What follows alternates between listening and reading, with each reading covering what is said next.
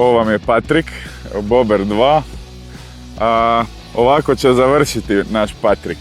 Pa na prvom je Patrik vjerovatno u pripremama prije borbe u slačionici zapravo, a na drugome vjerojatno leži u lokvi kečapa, da ne budemo eksplicitni. I pored njega je moj crveni punto i vjerojatno sam mu tu zapalio brlog.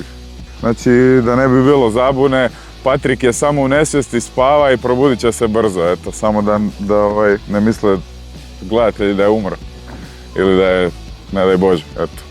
To je sve na sportskoj razini, tako da nema zle krvi. Ja volim Poljake. Pogotovo kad spavaju. Tako je. Dobro.